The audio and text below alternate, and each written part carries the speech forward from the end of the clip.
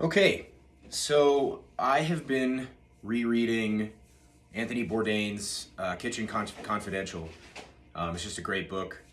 Uh, has a lot of meaning, I think, for a lot of people, and it kind of gave me this stupid idea um, to maybe make a handful of posts, little videos like this that I'll call Reptile Shop Confidential. And part of why I wanted to do this is because I've worked at a couple of reptile shops here in Colorado, and I worked at one in particular called Reptilian Haven back in the day. That was, I believe, one of, if not the first reptile shop here in Colorado. And it was a really formative experience for me. I saw a lot of great things there and a lot of really terrible things there. It doesn't exist anymore. The owner, Randy Kawamoto, has passed away since several years ago. Really interesting guy. And at any rate, I thought it'd be cool because I think some of this stuff that maybe doesn't fit on the Project Herpetoculture podcast that I do with Roy, some of this stuff just doesn't fit all the time. It doesn't make it an episode, and so I wanted to share. I'm gonna just do like one story at a time, and I'm just gonna do them every now and again. I don't, it's just kind of for my own fun.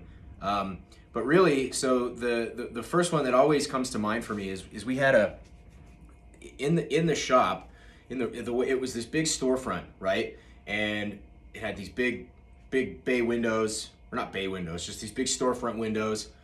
And when you would walk towards the back of the shop, there was a big divider, and half the shop was the front showroom area, and the back half was like all the rodent breeding for feeders and storage for supplies and all this stuff, right?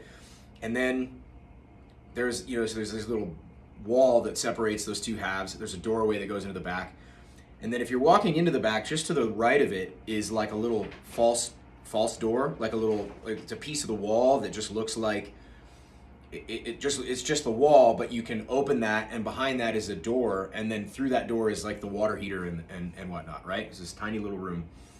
And there was a stray tokay gecko that had gotten out at some point in the past during that shop's history and had managed to find its way back there. And almost every time you would open up that false wall, between the wall and the door, that tokay would be like up in a corner or kind of right on the door, just like plastered on the door. And that tokay lived there for, I mean, it had to be a decade, at least, right? It was there as long as I knew about the shop, and I started working there when I was like, I don't know, 16, 17 years old, maybe 17, and worked there on and off for years. And then I have great friends who I still speak with today who worked there for much longer than I did. And so they all knew that gecko was there for forever. And it was really interesting because occasionally you'd see an additional stray, right? You'd see a Mediterranean gecko or a house gecko or something that would also get out and would be in there with the tokay at some point, right? And those ones never really made it. They never stayed as long as the tokay did. The tokay seemed to survive very well.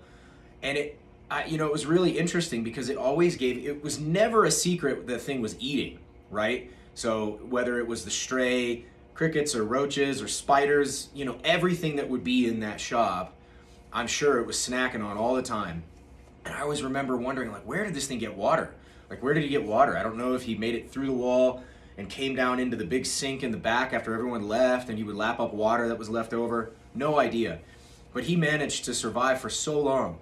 And I remember thinking at the time, and it wasn't very well put together in my mind, but I remember it being one of those things that kind of made me first think about, well, what kind of wild, when we talk about wild replication and